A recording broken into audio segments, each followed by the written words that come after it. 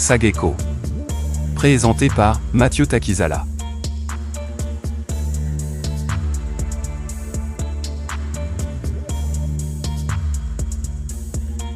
Spécial Auto Garage. Société de la maintenance automobile et de la distribution des pièces des rechanges et véhicules multimarques en République démocratique du Congo.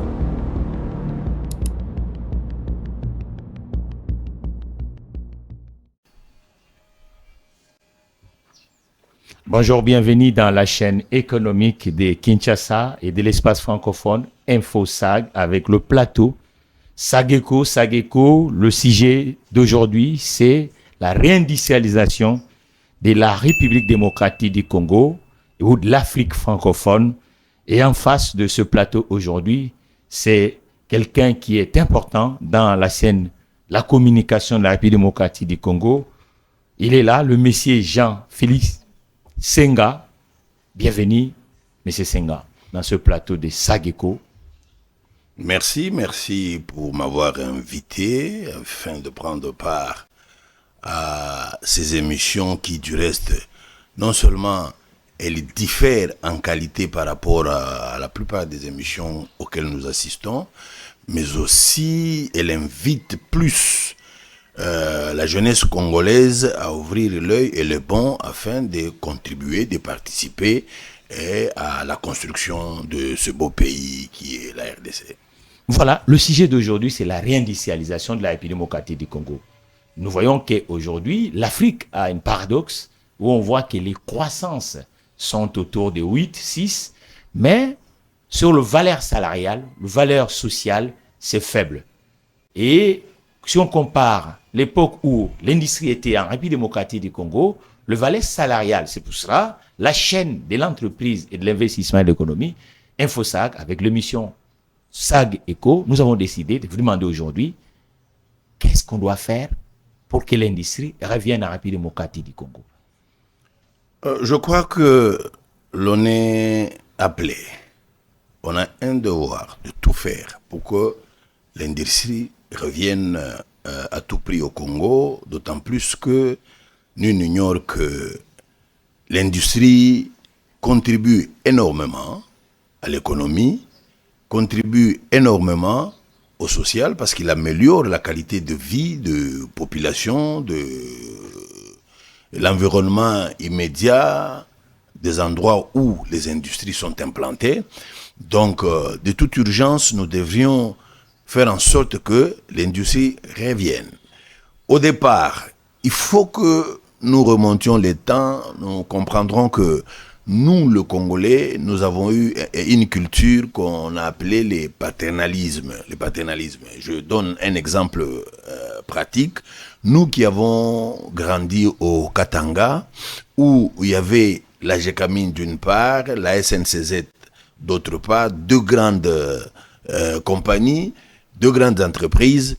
Les jeunes, quand nous évoluions, nous grandissions, nous n'avions qu'un seul rêve, celui d'avoir un diplôme universitaire, ingénieur, médecin, économiste et que sais-je encore, pour être recruté afin d'être cadre dans ces entreprises. Voilà l'esprit avec lequel nous avons grandi. C'est ce qui fait que il était difficile de trouver des gens qui entreprenaient quelque chose d'eux-mêmes. Nous étions plus attirés par la GECAMIN parce qu'on voyait la qualité de vie de cadres qui évoluaient dans ces entreprises. À ce moment-là, nous avons été bloqués, conditionnés à ne réfléchir autrement que comment chercher à être dans ces entreprises. Malheureusement, ces entreprises sont tombées. C'est pourquoi aujourd'hui, notre économie, il faut le dire, est par terre. Maintenant, on a l'impression que l'industrie que l'on peut avoir dans ce pays, c'est seulement l'industrie à caractère minier. L'industrie qui produit les matières premières pour le mettre à la disposition d'eux autres. Pourtant, aujourd'hui, quand vous regardez à travers le monde, parmi les industries qui travaillent qu'avec la matière première, si on regarde leur contribution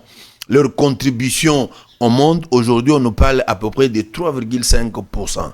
La plupart des grandes industries qui ont beaucoup de des capitaux, beaucoup de fonds, ce sont des industries nées purement de l'intelligence. Donc aujourd'hui, c'est plus les industries reposent plus sur le savoir, plus sur la connaissance que toute autre chose. Voilà pourquoi les jeunes gens doivent très bien se former. Très bien se former, ça ne veut pas dire avoir nécessairement qu'un diplôme, c'est-à-dire avoir des connaissances qui vous permettent d'innover, qui vous permettent de faire quelque chose qui vous singularise, mais qui va produire des biens matériels, voire des services que vous aurez à vendre à la population.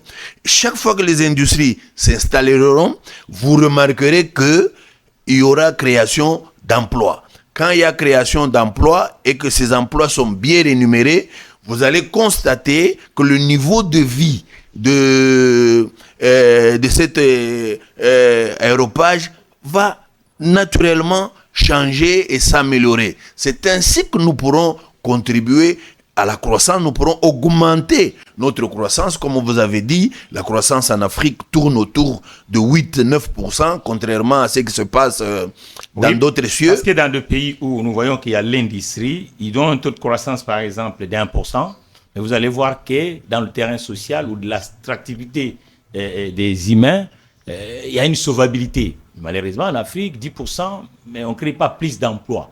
Alors, maintenant, est-ce que c'est le problème de l'absence des industriels, parce que pour avoir une industrie, il faut avoir des industriels, ou c'est le problème culturel?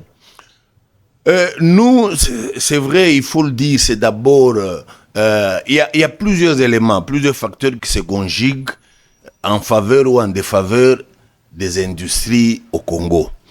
D'une part, il y a nos habitudes à nous, notre culture à nous. Nous ne savons pas assainir les milieux. Nous ne favorisons pas l'investissement.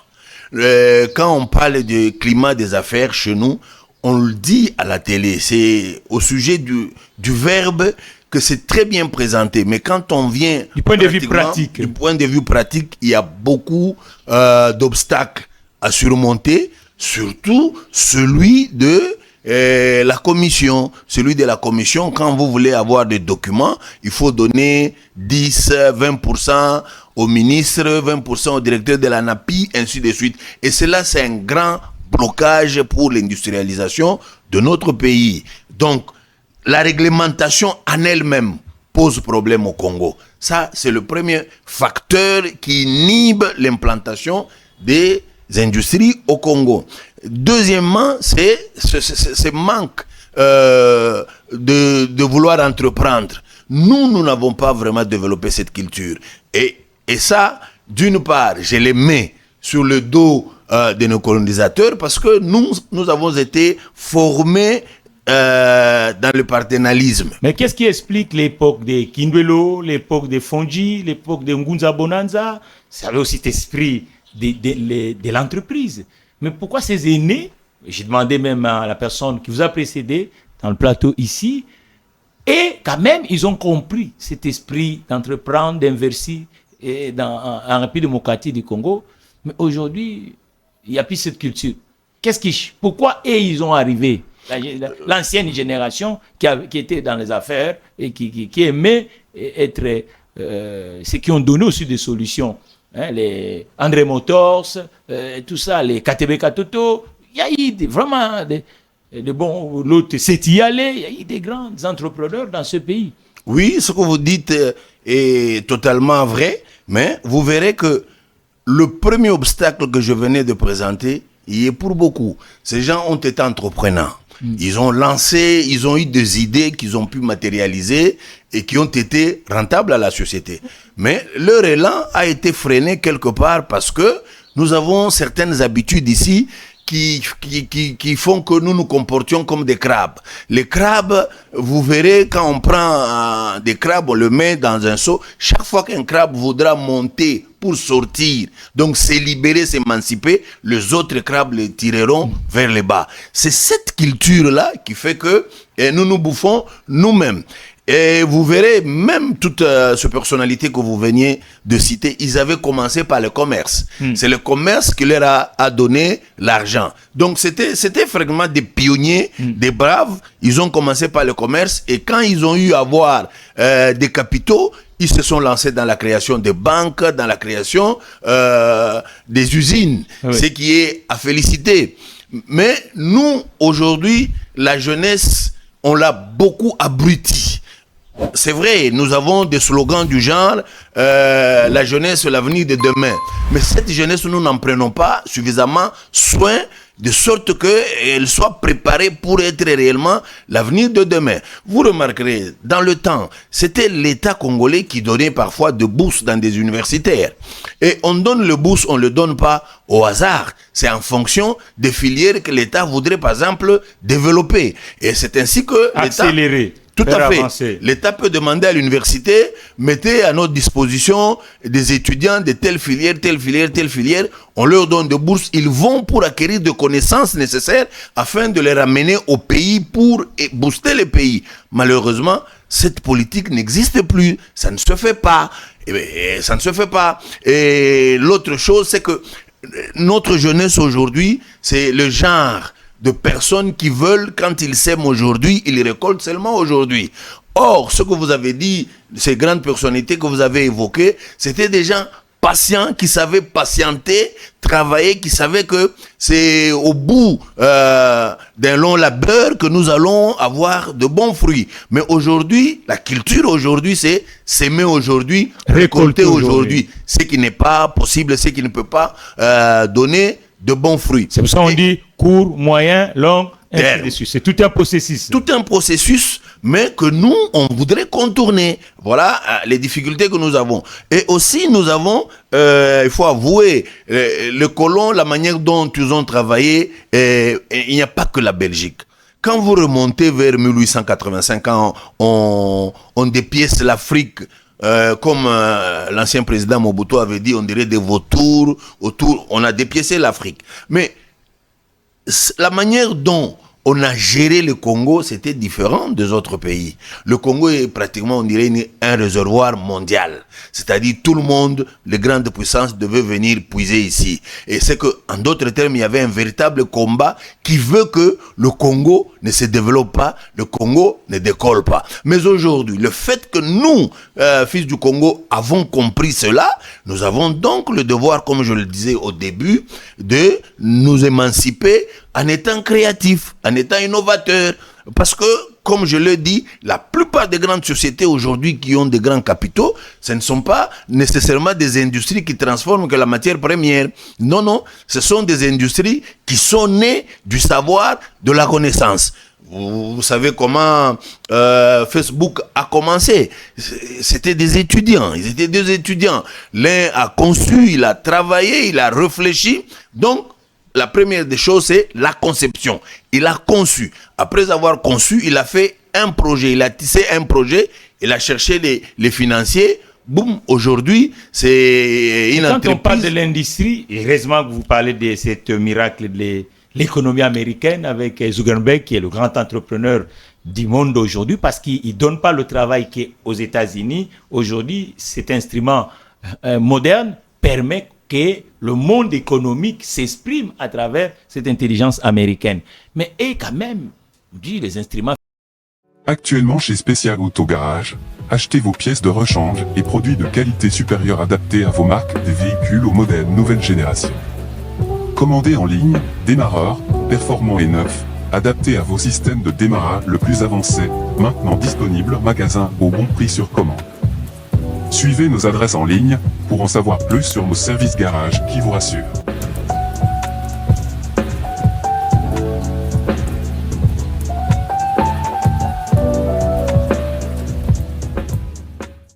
Cette intelligence américaine. Mais et quand même, dit les instruments financiers et en face. Dites industrie, il faut le financement. Et puis démocratie du Congo, comment on peut faire pour que les entrepreneurs et les entreprises soient financés et surtout ceux qui ont la vocation d'être industriels demain? Il est vrai que chez nous, le financement est difficile pour l'avoir. L'État congolais ne dispose même pas cela. Non seulement ne dispose pas, ne sait même pas accompagner. Je donne un exemple. Nous sommes en 2012. Exim Bank, la grande banque indienne, a fait appel à tous les pays africains qu'ils viennent soumissionner leur projet et qu'ils devaient financer parce que cette banque avait mis à la disposition de l'Afrique quelque chose de 15 milliards de dollars. Même parmi les conditions, c'était que chaque hommes d'affaires ou les privés qui se présenteraient là devaient avoir de garanties du gouvernement de leur pays qu'en cas de perte, le pays s'engageait pour rembourser, quitte au pays, de suivre les gens qui ont pris l'argent sans rien faire, pour s'en occuper. Malheureusement, nous étions le seul pays qui n'était pas accompagné. Tous les autres pays s'étaient présentés, soit avec le Premier ministre en tête de la délégation, soit le ministre des Finances, ainsi de suite, et ils ont arraché des marchés, des 500 millions, ainsi de suite. Nous, on ne nous avait rien donné parce que nous n'avions pas un ministre avec qui nous étions partis, parce qu'à l'époque, le ministre voulait que nous, les entrepreneurs, nous cotisions pour lui donner, lui, l'argent. C'est alors qu'il pouvait partir. Vous voyez déjà cet esprit-là freine l'élan. Si jamais, en ce temps-là, nous avions été financés, c'est que d'une manière ou d'une autre, on ferait beaucoup de choses. On aurait fait beaucoup de choses. On aurait créé de l'emploi. On aurait participé à la croissance économique qui engendrerait des richesses, qui créerait une classe moyenne. Bref, on avancerait. Malheureusement, l'État ne s'investit pas parce que nos ministres à nous, ce qui compte, c'est la commission d'abord. Lui donner d'abord sa part parce que demain, lui partira et quand vous allez avoir votre entreprise, ça n'aura pas d'impact sur sa poche à lui. C'est un problème, c'est un véritable frein. Donc, nous avons d'abord un problème culturel, un problème des habitudes à résoudre à tout prix. Si on ne le résout pas, eh bien, nous continuerons à tourner en rond. Mais qu'à cela ne tienne, cela ne nous empêche pas de réfléchir, de chercher des voies et moyens pour avancer. Vous remarquerez dans certains milieux en Afrique de l'Ouest, il y a ce qu'on appelle des gens qui se réunissent en coopérative. En coopérative, ils travaillent dans ce sens-là. Le financement participatif, ça veut dire qu'il y a plusieurs personnes. Il y a plusieurs qui contribuent, ainsi de suite. On peut financer les travaux de tel et on peut donner l'argent à tel et au fil du temps, tout le monde évolue et il se développe. Cet esprit-là, nous ne l'avons pas. Ici, chez nous, c'est nous combattre. Nous, c'est empêcher que l'autre n'évolue. Or, nous pouvons jeter un regard de ce côté-là, nous inspirer de ce qui est positif. Vous dites, cher Senga, c'est à créer un instrument financier du tour du financement de l'industrie qu'on appelle Fonds de promotion industrielle. Ça date. Et cet fonds a des ressources. Maintenant, qu'est-ce qu'il fait? Normalement, il doit accompagner. Et vous avez dit le problème des cautions. On a un instrument qui est là pour accompagner les industriels. Est-ce qu'aujourd'hui, qu'est-ce qui ça donne depuis qu'on a créé le fonds de promotion industrielle? Du point de vue de l'idée, ce fonds de promotion industrielle existe. Mais du point de vue pragmatique, cette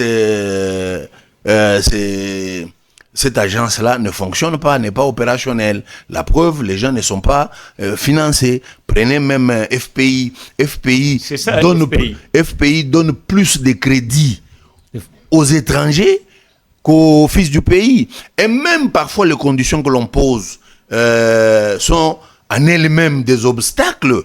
Pourquoi? Quelqu'un qui a vraiment des idées, vous pouvez confronter, réfléchir, trouver que ces idées sont exploitables. Et vous lui demandez des garanties du genre donner une maison d'une valeur de 2 millions, ainsi de suite. Lui n'en a pas. Vous l'avez bloqué. Donc, on doit assouplir les mesures de sorte que les gens qui cherchent des financements soient financés au besoin, être suffisamment encadrés pour que leurs idées finissent finalement par se transformer en industrie qui crée des biens et des services dont les gens ont besoin. Malheureusement, chez nous, il y a un blocage parce que on ne va même pas au-delà. Quand bien même l'on demanderait un montant valable pour commencer une entreprise. Vous voyez, par exemple, aujourd'hui, même des petites industries qui donnent de l'eau potable, parce que l'eau de la régie des eaux aujourd'hui, l'on s'en méfie. Mais des industries, Suista, tout ça, c'est étranger. C'est étranger. Il y avait Mineralis qui est congolais. Continue-t-il à produire? Je ne pense pas. C'est un problème de financement. C'est un problème aussi de culture. Laquelle culture? C'est que nous, Congolais, nous n'avons pas l'habitude de favoriser les nôtres. Il est vrai, on a besoin de la qualité, on n'a pas besoin de subjectivité dans ce sens. Mais dans un premier temps, on peut faire confiance aux nôtres parce que si eux deviennent forts demain, c'est eux qui seront des grands industriels qui résorberont nécessairement le chômage et qui créeraient de bonnes conditions de vie. Malheureusement, nous, on n'accompagne pas, on n'appuie pas, mais seulement on combat. Donc, aujourd'hui, je voudrais en appeler à l'État congolais. Quand on fait les budgets, il faut qu'il y ait toujours une rubrique de financement. S'il n'y a pas de rubrique d'autofinancement, il sera difficile que nous puissions décoller. Il sera difficile. Plus il y aura autofinancement, plus on créera des richesses, plus on aura des moyens. Et aujourd'hui, c'est à bien réfléchir les choses. Regardez quand on a fait ce qu'on a appelé le projet de 145 territoires. Ce projet-là, l'on disait que chaque contrée avait ses besoins propres à lui. Il fallait en tenir compte. Il y a des gens qui n'avaient besoin que de routes de dessert agricole pour écouler les maïs, les maniocs, les haricots, les arachides et quoi encore. Et en le coulant, ils avaient l'argent, et cet argent, quand ils payent la taxe, l'État avait sa part, mais entre-temps, eux, ils évoluaient, ils avançaient, ils peuvent même, au bout de compte, s'industrialiser. Malheureusement, l'État n'a pas voulu faire les choses dans ce sens-là. D'autres contrées n'avaient besoin que de l'énergie. Il fallait leur donner de l'énergie. Parce que même aujourd'hui, monsieur le journaliste, quand vous dites que nous devons nous industrialiser, l'industrie marche avec l'énergie. Quand il n'y a pas d'énergie, c'est-à-dire il n'y a pas d'électricité, il n'y a pas de l'eau, eh bien, n'espérez pas grand-chose. Parce que toutes ces usines ne travaillent qu'avec l'énergie. Et sans énergie, il est impossible de travailler. Pour vous, l'écosystème est à refaire. L'écosystème, il faut que ça évolue. Par des points, par exemple, le financement. Il y en a qui disent que pourquoi on n'essaye pas que la FPI, Fonds de promotion industrielle, devienne une banque publique d'investissement pour que quand même qu'elle puisse évoluer. Parce qu'un fonds, il est uniquement orienté dans une seule discipline de l'économie. Oui, comme je le disais, on peut en faire une banque. Mais si la philosophie, l'esprit qui encadre cette banque reste celui qui marche avec FPI, vous comprendrez très bien que ça ne marchera pas. Donc il faut que nous évoluions d'abord sur le plan mental. C'est un problème fondamental. Quand vous dites industrialiser, donc nous avons les préalables. Il faut un fondement. Les préalables sont notamment, c'est l'État qui doit s'investir pour qu'il y ait l'énergie. S'il n'y a pas d'énergie, ne rêvez pas de faire des usines.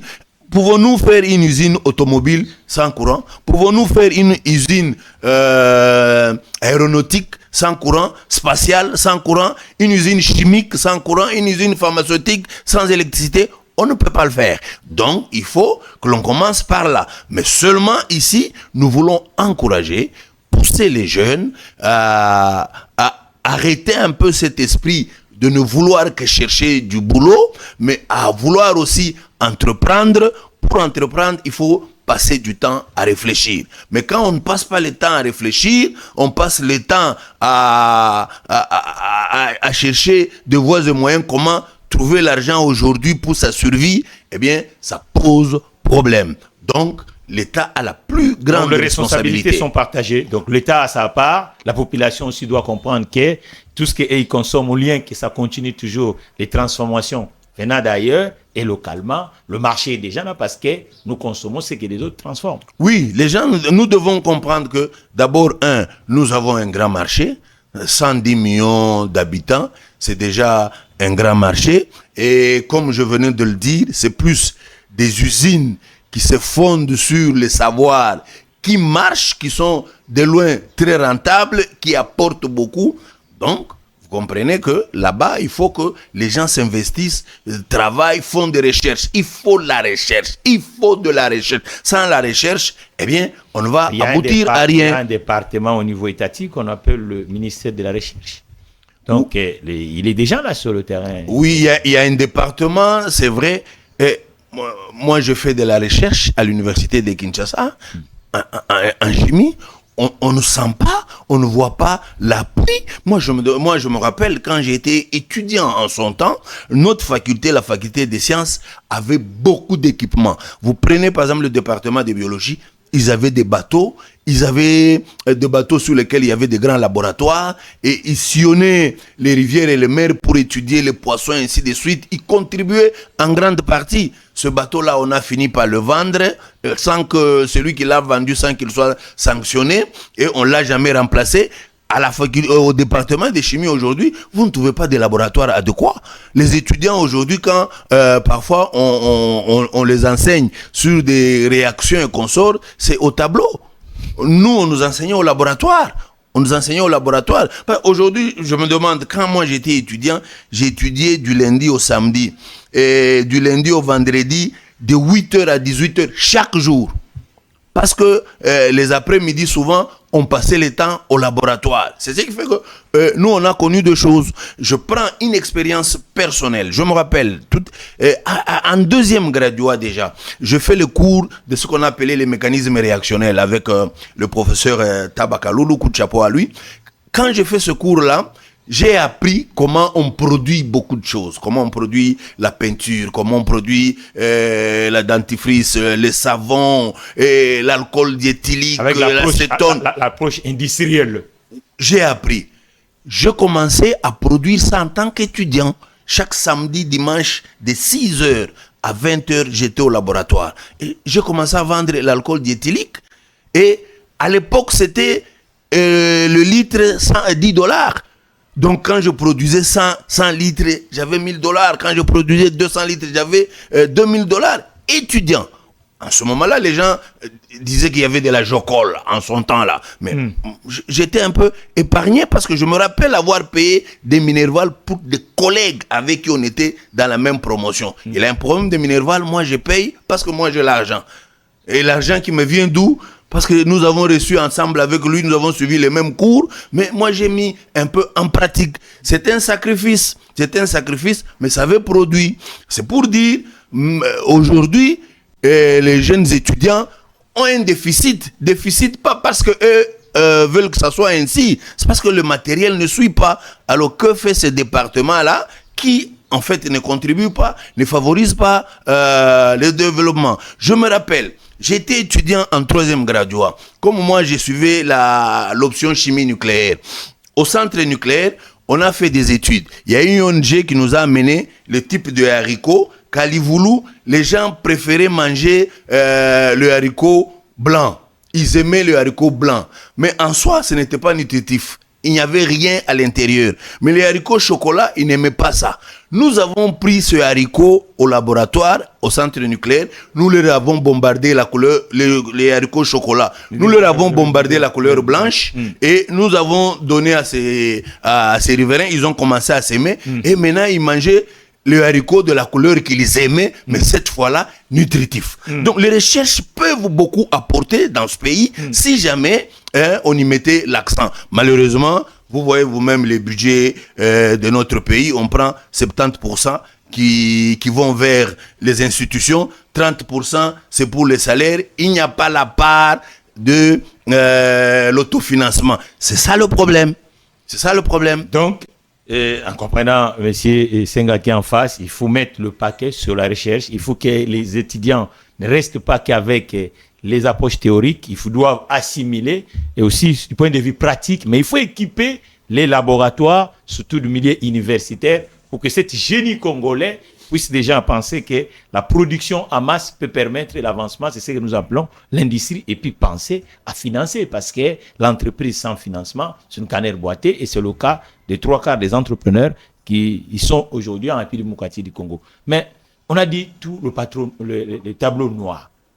aujourd'hui, quelles sont la partie quand même exotique et la partie claire, tableau blanche de la République démocratique du Congo, ce qui peut espérer aux gens que oui, ça a marché, nous devons mettre l'industrie dans ce pays. Je prends l'exemple de ce qui s'est fait ailleurs. Aujourd'hui, vous constatez que la plus grande industrie pétrolière de l'Arabie Saoudite, comme elle ne s'est chargée que d'exploiter le pétrole et de vendre, on dirait, la matière première, la matière pétrolière, ils ont compris dans l'avenir, ils seront bloqués, ils risquent de s'affaiblir. Qu'est-ce qu'ils ont fait? Ils ont réfléchi.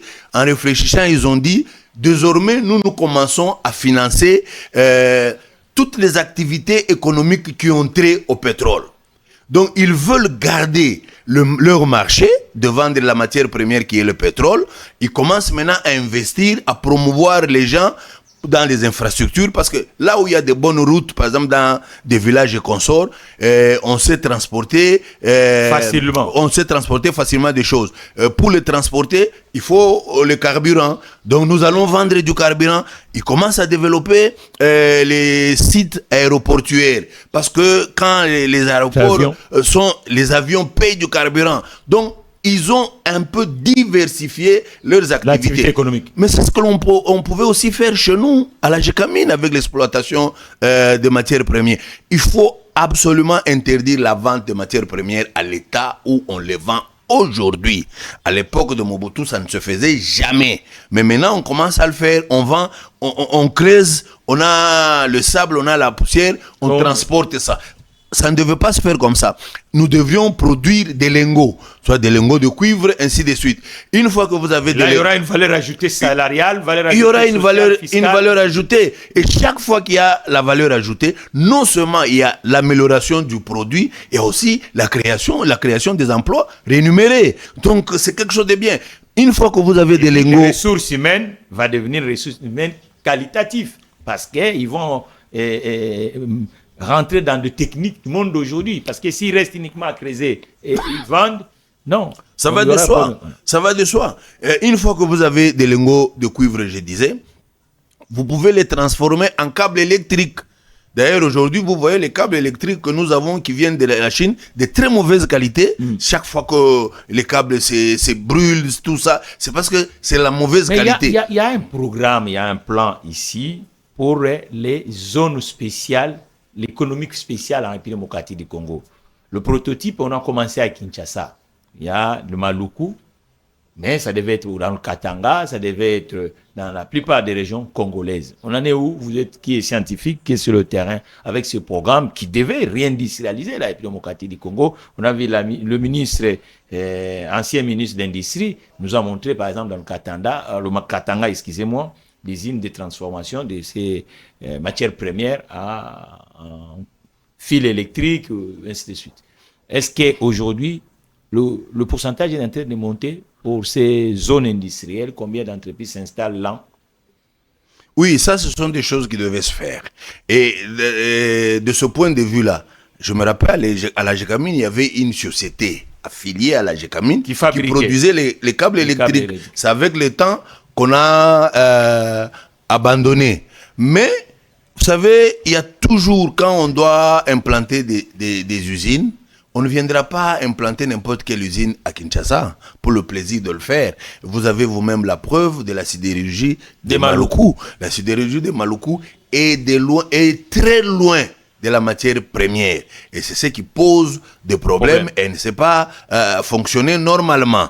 Donc, il y a une étude préalable qui doit être faite quand on veut implanter une usine. On sait où se trouve la matière première, quelles sont les voies et moyens pour transporter cette matière. Est-ce que c'est facile, c'est faisable? On saura tenir les délais pour qu'il n'y ait pas de ruptures de temps à autre. Donc, on doit faire cette étude de faisabilité et une fois qu'on l'a, on implante. Je veux bien qu'on a consacré toute une grande contrée à Kinshasa, ce qu'on appelle la partie industrialisée du côté des Maluku. Oui, l'idée est bonne, mais il faut la parfaire. Il ne faut pas rester au niveau de l'idée. Donc, il faut donner de l'énergie pour que cela soit possible. Et il nous faut des grands financements. Moi, ce que je ne voudrais pas voir, c'est les ridicules. Par exemple, j'ai vu tout un ministre de l'industrie se déplacer pour aller voir l'ouverture, le lancement d'une petite société qui fabrique les cure-dents. La machine pour fabriquer les cure-dents, on l'achète en Chine, c'est à peine $10,000. C'est pas pour un tel investissement qu'un ministre va se déplacer. Donc vous voyez déjà la pauvreté au niveau de l'esprit qui, quand vous regardez, vous vous dites, eh bien, avec ce personnel ici, on n'ira pas loin. On n'ira pas loin parce qu'on ne voit pas grand. Si on devait voir grand, eh bien, nous, par exemple... Peut-être c'est pour montrer le modèle en disant, voilà, on a créé cet écosystème pour que les autres entreprises s'installent. Peut-être c'était avec cette idée, nous avons besoin de réindustrialiser le pays. On crée une zone avec un paquet des exonérations fiscales ou avec les moyens d'avancement pour que les autres entrepreneurs choisissent ces cadres. Peut-être l'idée c'était ça. Non, est-ce qu'on a pour créer une usine de fabrication de cure-dents d'un capital de $10,000, il faut être dans la zone économique? Je ne pense pas. Et c'est pour ça qu'un ministre peut se déplacer. Que ferait alors le bourgmestre? Que ferait alors le bourgmestre de Maluku ou de Lancele? Donc, il y a des choses, il faut que les gens se lèvent en esprit, que chacun essaye de vibrer à une haute fréquence pour que nous soyons tous... Vous êtes chercheur, le temps à la télé, il joue. Maintenant, concrètement, à partir d'aujourd'hui, dans ce plateau, cette chaîne économique, qu'est-ce que le Congo doit faire pour l'industrie revienne? Le caméra est là. Oui, aujourd'hui, concrètement, comme je le disais, nous avons besoin de biens matériels, nous avons besoin de matériel de pointe, nous avons besoin de biens de services, et il serait mieux que nous commencions déjà à produire.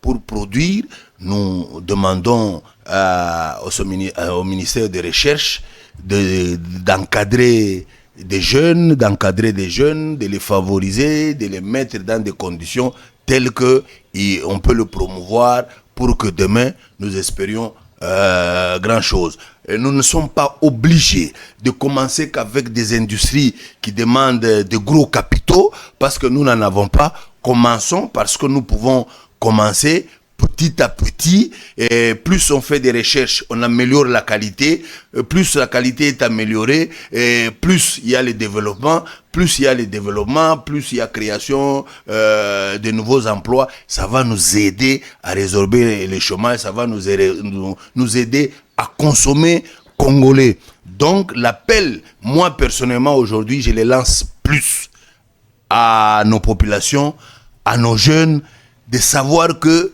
quand ils vont dans des universités, c'est pour aller conquérir la science afin de la ramener dans la société pour que la société tire parti. Voilà ce que nous pouvons concrètement exploiter aujourd'hui.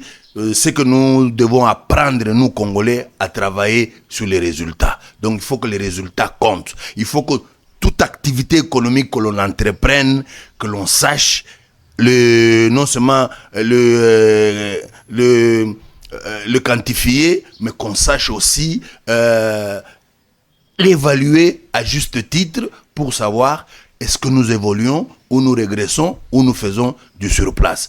Donc cet appel, vous remarquerez, cette fois-ci je le lance plus à la population, à la jeunesse, aux chercheurs, aux scientifiques. C'est vrai, je sais que les scientifiques congolais endurent, les scientifiques congolais sont des délaissés pour compte de ce pays. Ben, comme c'est une vocation, face à une vocation, on ne se décourage pas si jamais, comme si on allait quelque part pour un intérêt donné. Une vocation, vous avez toujours des ressources, vous avez toujours des motivations internes. C'est cela qui va faire que le Congo décolle. Donc, exploitons plus l'intelligence que toute autre chose. Nous vous remercions, Jean-Félix Senga, chercheur, intellectuel en République démocratique du Congo, pour votre contribution dans ce sujet, la réindustrialisation de la République démocratique du Congo. Quant à moi, le prochain numéro. Merci. Merci. InfoSag. première chaîne des entrepreneurs et investisseurs en République démocratique du Congo.